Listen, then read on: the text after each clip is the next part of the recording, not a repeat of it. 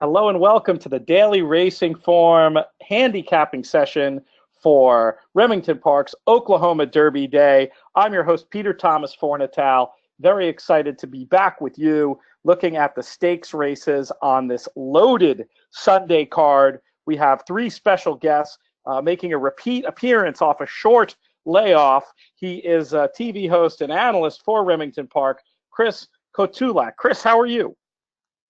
Doing very well. Glad to get a re-ride back on your show. It was a lot of fun last time, and now that I've sort of worked out the kinks on my end, I think I'm a little bit better tied on and ready to roll here. Well, you did a great job last time, giving out some winners and cold exactas. So if you come on for the run, we're really going to have something. I also want to introduce a man who I always love working with. Haven't had the pleasure of being on a show with him in a while, in too long, really. But very excited to have with us TimeformUS figure maker Craig Milkowski. Craig, how are you? I'm doing well tonight, Peter. How you doing? Things are good, and I know you are a big Remington Park fan. Is that right? Yeah, it's only about 20 minutes from my house, so I try to get out there once a week or so, if not more, and definitely for all the big races. So I will be there on Sunday for sure.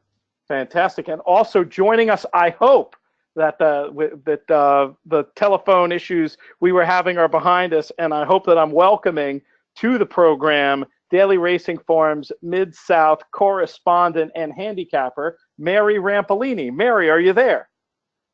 Hi, Pete. I am indeed, and ready to talk Oklahoma Derby. Beautiful. Well, here was my thought for the show. I thought we would try to quickly go over the stakes races, starting with race 5, the Kip Deville, and then making our way all the way through the Oklahoma Derby. So if folks have questions, there is a tool within the webinar software to submit those. We're going to kick Chris out of here at 20 of the hour so he can go to work. So hopefully we'll roll through these races by 7:40, and then hopefully Craig and Mary could just hang around for 3 to 5 minutes after that, and maybe we can answer a question or two if we have them. But I think we should, without further ado, dive right in and head to the 5th race at Remington Park on Sunday. It's the Kip Deville, a 6-furlong sprint. Craig, why don't you start us off tonight?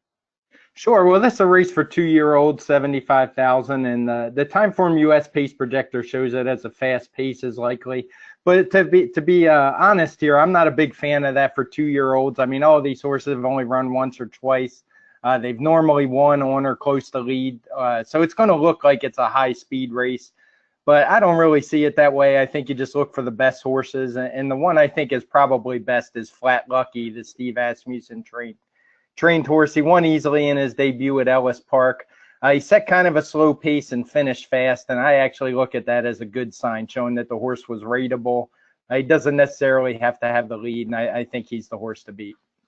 I like it. Chris, what's your view?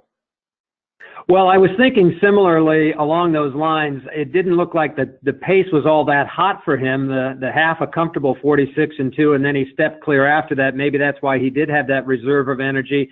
I do very much respect Ace Guitar. He's one of these horses that just tore him up on the racetrack, and he's doing very well as a stallion early on, the son of Star Guitar. And I like his post position as a trip handicapper. I think he'll be in the garden spot if these young horses start to spit up the bit and back out of it, then he should be able to just swoop right by.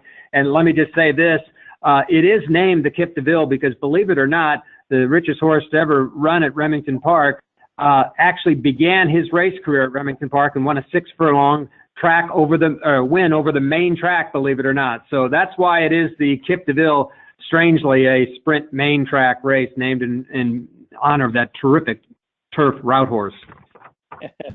It is certainly notable. Lots of interesting bits of racing history happening at Remington Park. Now, Mary, you missed our pre-show meeting, so I didn't get a chance to confirm with you if you'd gotten a chance to dive into all the undercard stakes or if you had just been looking more at the feature. But have you had a chance to look at these undercard races?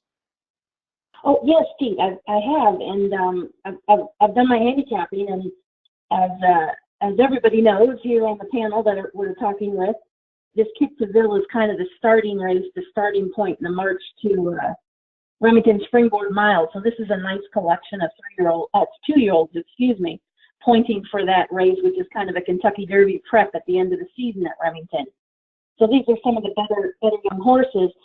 I like Ace Guitar here on the outside, Pete. I think he's a horse that's pretty talented, and I kind of like that he's shown some versatility in his young career. He's established some class as a stakes winner. I think Thermistor, I could say the same about as well. He's the Gold Rush winner up at Arapahoe, and they've been pointing for this Kip Deville for some time. And then thirdly, I thought this Trigger Warning, even though he's a maiden, he comes out of a very interesting race at Del Mar. Not only was it a quick race, but Zatter, who won, came back and ran second in the Del Mar Futurity. And then the second horse, St. Patrick's Day, came back to win a maiden special weight at Del Mar.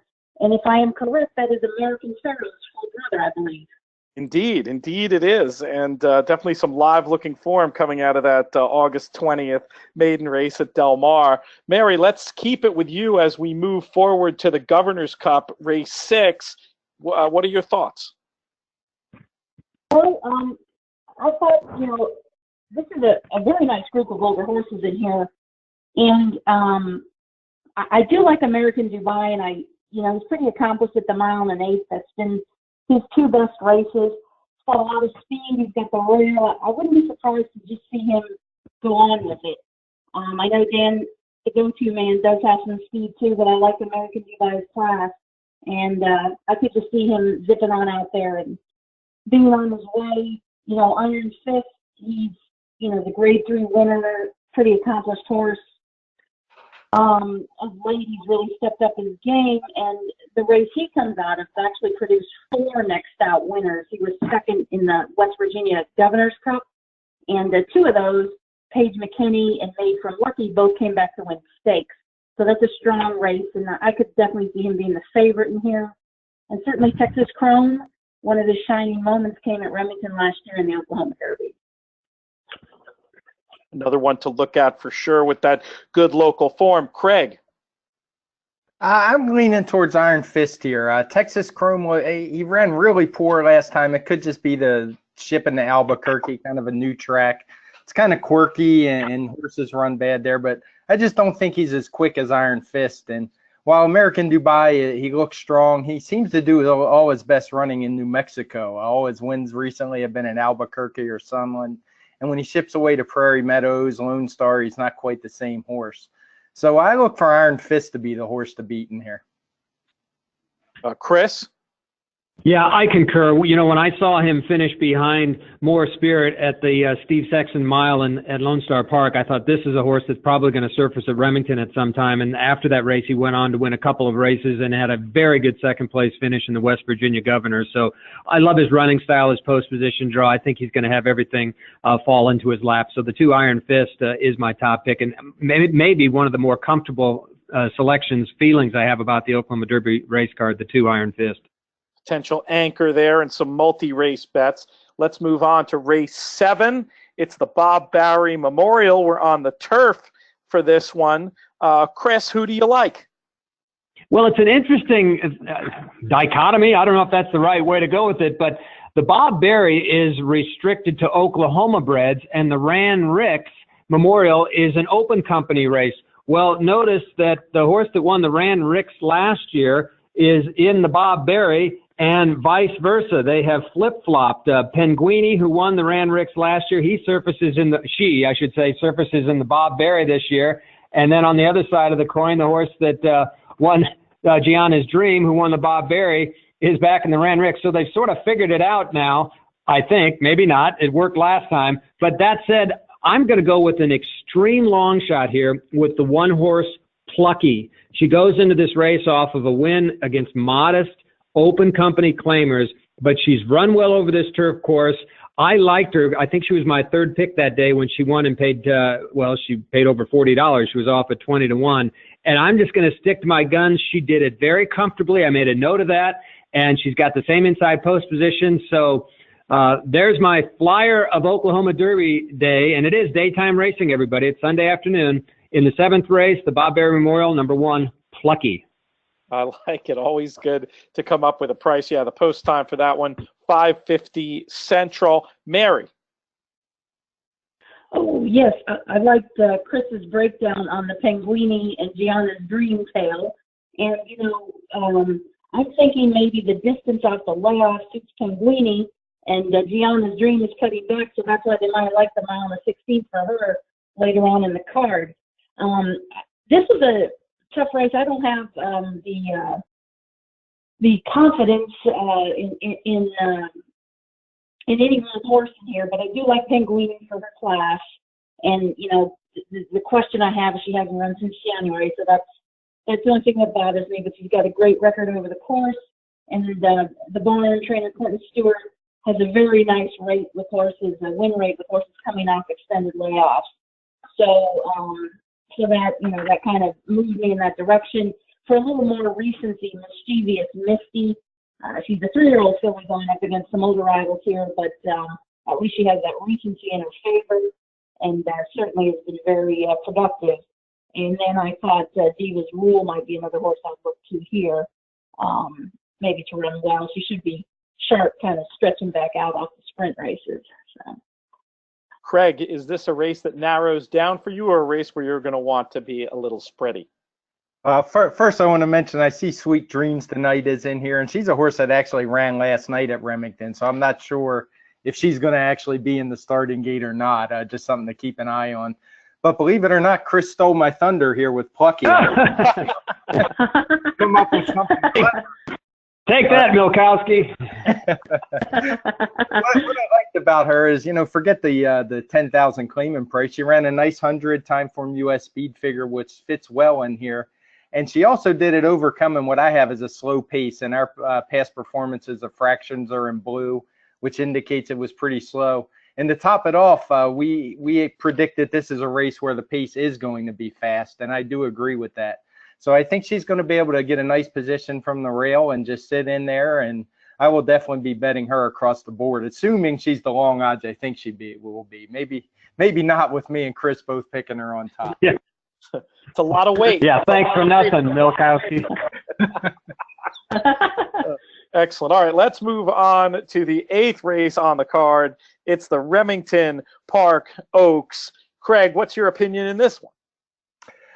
Well, I saw Champagne Room at the Breeders' Cup last year. She's a beauty. Me and my wife were there looking and remarked what a beautiful horse she was, and neither one of us pulled the trigger and actually bet on her, much to our dismay, as she won at 33-1. But this is a race where I think she has definitely a pace advantage over the field. There's just no speed in here whatsoever. It's probably got a class edge as well. I doubt you're going to get much of a price on her, given she was 2-year-old filly champion. But I think she is definitely the horse to beat here. It certainly seems very well spotted for Peter Urton, and that Grade 1 win just leaping off the page. Mary?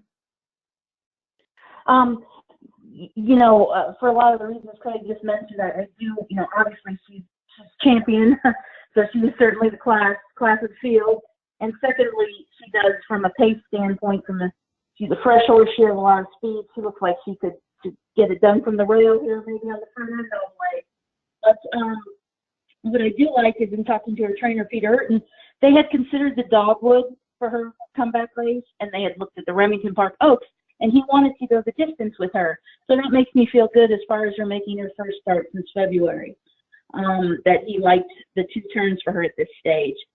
Certainly, she's coming out of a very strong race, and she also, from a class standpoint or a history standpoint, I was talking to Dale Day, the announcer at Remington last night, and this is the first champion to win at Remington since Answer Lively ran in the Remington Park Derby in 1999. So Champagne Room will be the first thoroughbred champion to come into the Remington meet. So very exciting to have her to watch run Sunday afternoon.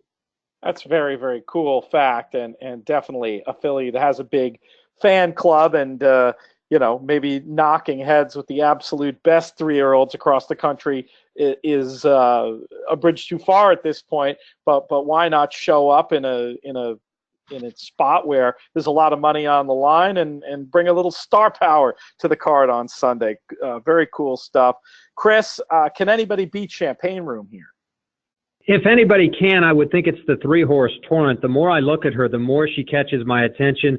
That trip over the sloppy going in the Black-Eyed Susan, she was 25 lengths out of it. She wasn't supposed to be that far back, yet she still finished 4th.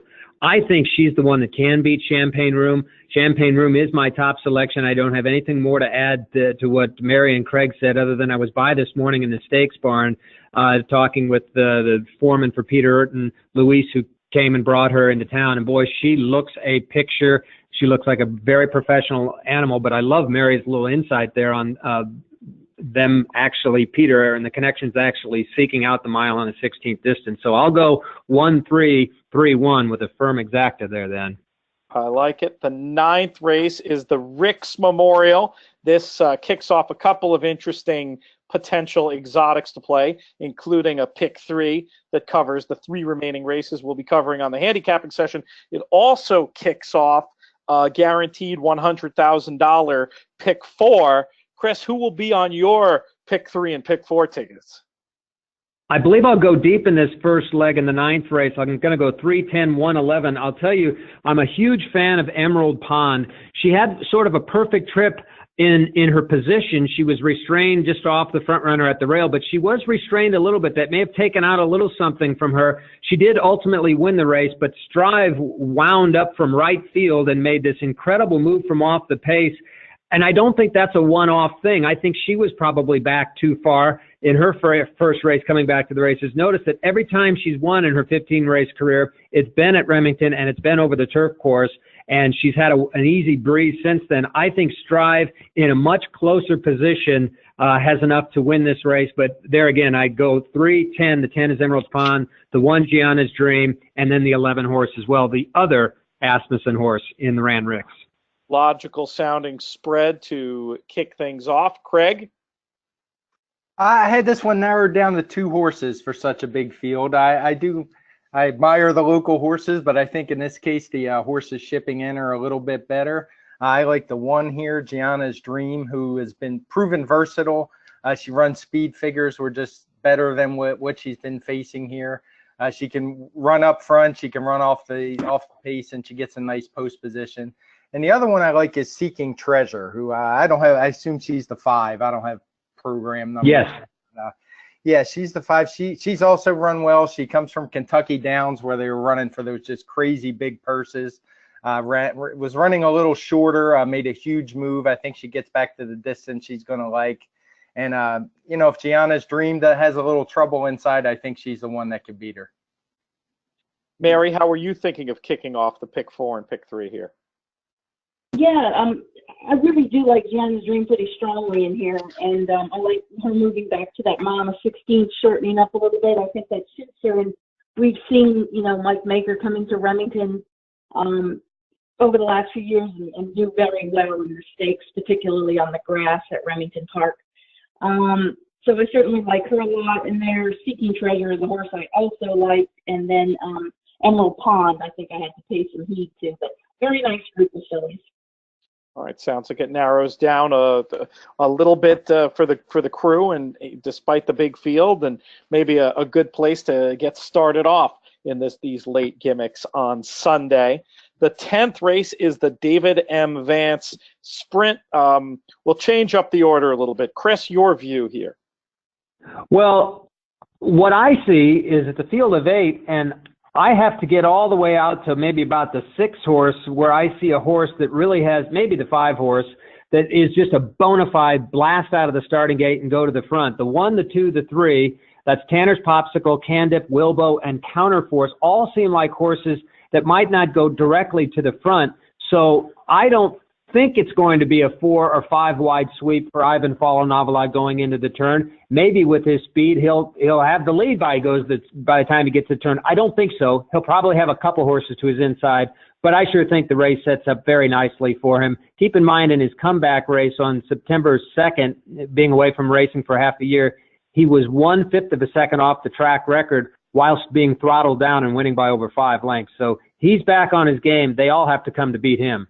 Yeah, what an amazing lifetime mark, local mark, some very impressive things for that one, and possibly a good setup as well. Mary? Well, Ivan's fallen off a lot. For me, is a very strong choice in here. I think he might just get a perfect little trip sitting right off of wings locked up. And they ran 1-2 in this race a year ago, so I guess I'm not being too creative. But anyways, Ivan has a 6-for-7 record over the men's track at Remington, and he's going for his 4th consecutive win in the Desert Advance. He's won this race at 4, 5, and 6. One of those years it was positioned in a different place on the calendar, but nonetheless, in name, he's won this David Advance the last 3 years. Quite a list of accolades. For Ivan. Yeah, very, very, very cool stuff. Craig, how do you see it? Well, I have to be honest, in full disclosure, I got a little bit of a man crush on Ivan as well. Several different places, and then on top of that, he actually shipped back to my home state in Maryland and won the DeFrancis Dash, which is the biggest sprint going there. So I'm a big fan of his. But besides that, as a bettor, I mean, he just looks like he has his field over a barrel.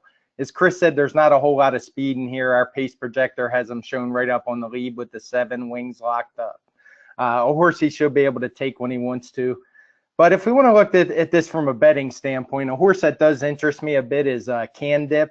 I'll probably try to get him in exactas and trifectas with Ivan. He's a horse who's 3rd off the layoff. He's run a little better, even though it doesn't necessarily show in the past performances. His running lines don't look great, but he did improve his speed figure, and he's got some big numbers to run back to. So he's a horse I'll probably try to use this race to make some money with. Can Dip underneath the Ivan in the 2 and 3 slots.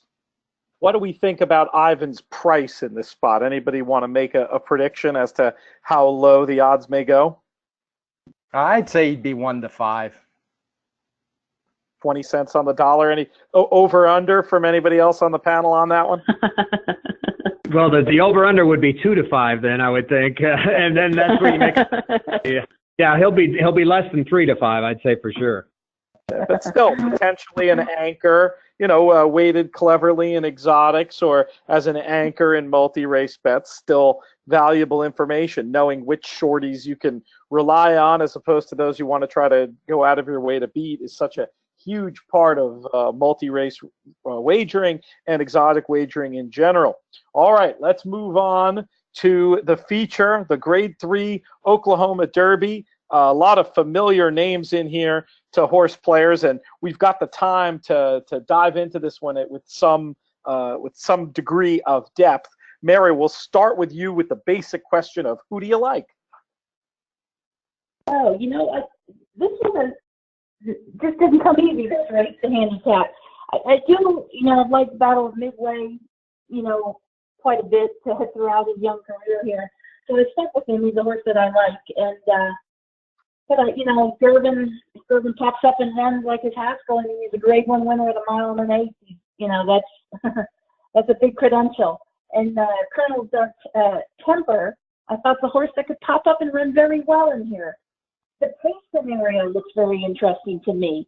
And I'm still figuring out how to read this because I don't have my deadline's not until tomorrow morning. So I've been looking over this a little bit. Battle of Midway, I could just see him going, but I know Colonel Temper's a very quick horse, and he just puts himself up in the race. And Gato del Oro, the presence of him, and both he and Battle of Midway moving to 1 1/8, I just see them being very forward, and so it's a tough read for me a little bit, but I like Battle of Midway in that, he certainly ran 3rd in the Kentucky Derby. That's important. I like the record. Mr. Hollendorfer has come in here and run well in this Oklahoma Derby. They hope to move this horse on to the Breeders' Cup afterwards. I like that, looking forward with this horse. They feel he's a quality kind of colt. Pratt comes in to ride. I think that's very important. And, it just seems like a horse that just keeps getting better right now. And so I'll go in that direction, but I'm very scared of Girvin. Yeah, makes sense. Craig, you talked earlier about how you use the Timeform pace projector, such a valuable tool as a starting point in your dissection of the pace and what folks call race design, trying to really envision what's going to happen on the track in your head before the race is run. When you look at the pace projector for the Oklahoma Derby, is this one where your own thoughts fall in line, or do you have anything to add to what we're seeing on the screen right now? This one's pretty similar. I mean, I don't think any of these horses necessarily have to have the lead. I think it's going to be a tactical race. I mean, Battle of Midway certainly shown high speed, but he's also shown the ability to sit off the pace. He's run some big races. In the Affirmed, he was on the lead, but setting a slow pace just because there wasn't a whole lot of competition in there. His Derby, he didn't win, of course, but he sat off a very hot pace, made a nice move before fading late. So, yeah, there's Colonel's Dark Temper's one who's, if I had to guess, I would say he's the horse that's most likely going to lead in here. I wasn't impressed with his last race at all. Granted, Pavel won the race. I think he's going at Santa Anita and the Awesome Again next out, and he just blew the field away with a huge performance. But even after that slow pace, if you forget Pavel, Colonel's Dark Temper wasn't able to hold off Talk Logistics as a 2-1. I think he was second choice that day under Pavel, if I remember right. But I was a little disappointed in that effort, so I'm not a big fan of his today. I think Battle of Midway is definitely the one to beat. I heard a rumor, Craig, actually, and I don't know if it's true or not, but that Pavel might be being rerouted to the Jockey Club Gold Cup potentially. I'm sure if we continue to follow the headlines on drf.com as those major Breeders' Cup races approach, we'll be able to get the skinny on exactly what they decide to do with that young and talented runner. Chris, how do we close this out?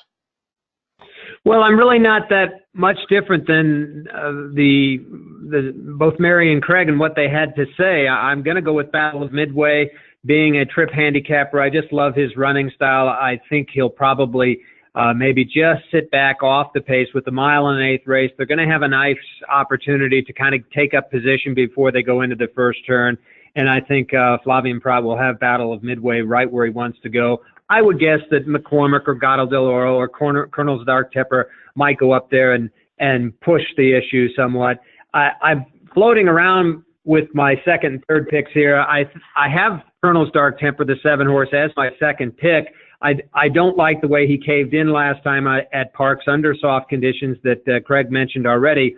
But what I do like is the horse has a nice breeze since then, a nice easy breeze. I like the horses that breeze in 59 and 3. To me, it means they're taking hold a bit nicely in the morning time. So he earned some points back in my camp then. So I'm thinking about him for second. And, you know, just the grinder of the Asmussen horse, the 5-horse Untrapped, he just keeps finishing third. So I'll pick him fourth. I go 3, 7, 8, 5 at this point in time with Battle of Midway as the horse. I understand Jerry Hollendorfer is supposed to arrive either tonight or early tomorrow morning to just kind of observe training on Battle of Midway. It's nice the Oklahoma Derby has 3 Kentucky Derby horses running this year, including that third-place finisher. That's big news for us here at RP. Yeah, it's very cool and some seriously interesting horses. Untrapped does have that look of one who might make sense to do some sort of reverse key in a bet like the Trifecta or Superfecta, sort of lock him into third and fourth and maybe build around him. He tries, he grinds. He might not be good enough to get up into that exacta, but the idea of getting him up onto the board at a price, definitely interesting. We made good time rolling through the cards. So, Chris, I'm going to keep you here as we do a couple of questions. And the first one that came in is it's one of the frequently asked questions we get anytime we do a panel like this. If there was one place on the card, whether it was a particular horse to bet or an exotic sequence, where would you be most excited to put your money? Craig, I'll start with you with this question. Well, since you started with me, I'm going to say Plucky is the horse I really like back in the 7th race. So Chris will have to pick something else. And how that's fine. I've got other ideas. For a horse like Plucky, is that one where you're just going to be looking to try to expecting a price, keep it simple, win in place, win exactus tries, or is that one where you're going to want to hook up in horizontal bets? Now, me, I'm more of a vertical guy. I don't play a whole lot of horizontals except when they, big days with big pools, I might give it a shot. But I have a hard enough time getting one race right, let alone 4 or 5. And when I get one right, I want to get paid. So most likely I'll be betting Plucky to win and Kier and exactas with a couple others. All right, I like it. Chris, how about you? You could say plucky if that's really what you're the most excited about, but feel free to deviate as well. Okay, I will be. He'll be 5-2 now with all of this attention we're giving her. I should say she'll be 5-2. Shame on us. Look, we have the $100,000 minimum pool primetime pick 4 guarantee on Sunday, so I would have my knuckles wrapped if I didn't go with the pick 4 play there. So I will say go deep in the 9th race, the Ricks Memorial, which should get things kicked off. And I think Gianna's Dream, I'm going to try to beat her with that speed in the rail. She could just go around the racetrack like a bunny at the dog track, but I'm going to try to beat Gianna's Dream and heap up trying to go against her in the 9th race. In the 10th race, I'll single Ivan Falanavalot. In the Derby, I will keep it trim, but I'll go with Battle of Midway on top and refine the Derby, but maybe just find room for another potential single or 2 or 3 horses, and then I'll go as deep as I can in the 12th race. Ibaka's going to take a lot of money. He ended up in this winning this race last year. He's another one that could just go to the front and just run around that turf course like he owns it, but I'm a little skeptical there, so I want to find some price horses there also. And I have to say, our average pick 4 payoff for the 50-cent base play this season at Remington has been around $1,800 through the first 14, 15 days of racing. And, well, if I would have just used my top 3 horses in the last 3 nights of racing, which is a $40.50 wager for the 50-cent primetime play, I would have had a $34 winner, which I did, a $272 winner, and a $991 winner. So my point is, spend $40 or $50 in a pick 4, and hope for the best here. We're going to get a couple beaten favorites, I think, in that pick 4 sequence on Derby afternoon on Sunday.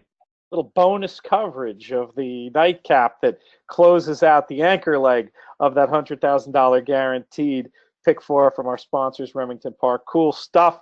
Mary, an area on the card you're looking to focus your betting? Well, a couple of things of interest to me. I'm interested to see how Trigger Warning runs in the Kip Deville, the maiden, coming out of that Delmar race. That's become the key maiden race. I'm just interested to see what he does, how he matches up against a few of our regional stakes winners in this market. Turbo Street is a horse coming in from Saratoga, first off the claim for trainer Steve Asmussen in the Remington Green, the 3rd race. He's kind of new to my market, so I'll be watching him closely and want to learn about him. And I picked him on top in there. I think he's very interesting. And then I thought just in the 4th race, 1 race later, if I see 3-7s come back and run to some of his better races, that maybe he'll be a little decent price in that maiden special weight. So those are just kind of 3 horses that I'm looking forward to. More bonus coverage coming out of the handicap session. We've done our homework. Yeah. Another question that came in, does anybody know what the weather forecast is for Sunday? Yeah, it's supposed to be nice. It's been unseasonably warm. It was supposed to cool down, and it hasn't. But I was concerned about the turf course not getting enough rain. It's been nice. We had that very rainy August, but we did get some rain about a week ago today, and that has helped out. So you can expect fast and firm from tonight going all the way through Sunday. That's great news. Chris, since we have a minute, and you did mention it was a possibility, what do you say we do another book giveaway? On the last handicapping session we did, you were kind enough to offer a signed copy of Jack from Grit to Glory, a lifetime of mentoring, dedication, and perseverance. You have another one and you have a trivia question at the ready for our audience tonight. Sure. I'll do it on this contingency, Peter, and that is that Mary tells a nice anecdotal story about Jack Vanberg after I hit you with the trivia question and then run out the door. The book is filled with many of them, of course, and congratulations to Ellis Nafee, who's an Okie himself, who did win the trivia question last year, or last week, I should say. I don't know if I'm making it easy or hard on some of these trivia questions. It's tough to ask the author of a book, but I'll say this. Jack Vanberg had a remarkable, and good Lord, I hope I have this correct. I wrote the book. It's correct in the book if I'm not spewing it out of my mouth correctly, but there was a string of 4 consecutive years that Jack ran a horse in the Breeders' Cup Classic, and he actually only won it 1 year. And I guess my trivia question would be, can you name the horses and their finish position? And I'll tell you what, in every one of those races, I thought Jack was going to win it, and anybody that saw the 1987 Breeders' Cup Classic with Ali Sheba and Ferdinand, I'm getting goosebumps right now just thinking about it. I still can't let it go that he didn't win that battle through the lane. It was one of the most remarkable stretch runs in horse racing history. And so the book was a labor of love, and good luck to everybody who, if there's multiple winners, we're going to have to toss a coin. I'll let Peter work that out. Don't worry about that. I'll get that sorted out, and I'll give the instructions, Chris, after we bid you adieu on how folks can send in their answers. But Chris, so we're going to let you go. We're going to hang on to Craig and Mary for just another minute or two, but we'll let you go to work. And thank you very much for your time this evening and your thoughts on this card. Thanks for having me. I'll see you at the track, Craig, and you, Mary, as well, Sunday afternoon. All right, see you, Chris.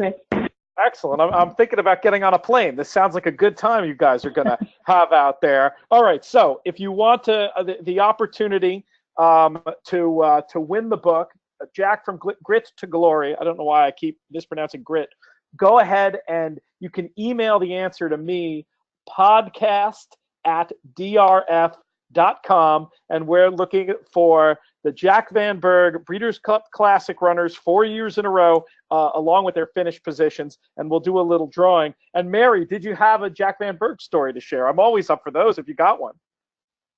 I can share a personal one, sure, if it doesn't bore everyone. No, I love this stuff. Well, you know, Mr. Van Berg's old school racetrack, of course, an old school racetrack looks after the people around them, looks after the people on the backstretch, and he just has that's in him. That's just ingrained in him. That's just who he is.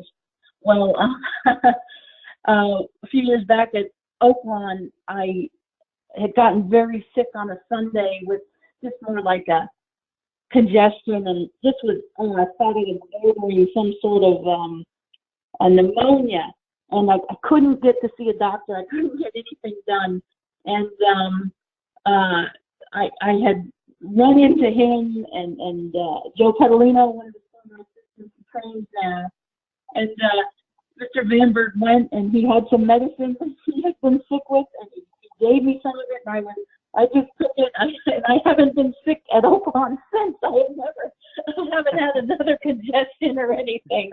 But that stuff worked. I don't know what it was, but he went into his personal medicine cabinets and stuff that he had, and really took care of me, and I was very touched by that. So. A healer, not just doesn't just take care of horses, takes care of humans. I love it. A final question, really, Craig.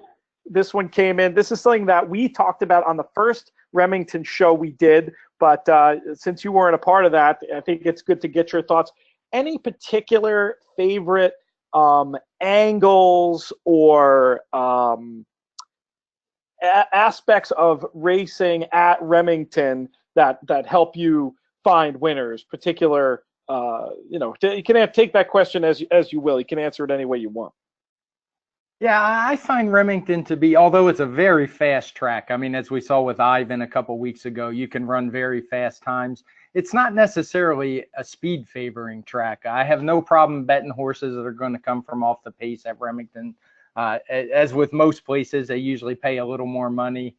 And, if you get a horse that you think is going to get a nice outside trip sitting off the pace, no worries. You can go to the window on them. So track profile wise, you don't have to be locked into any particular mode. It sounds like it's basically fair, and you feel like the best horse wins as opposed to the racetrack dictating the outcome of races. Is that fair to say?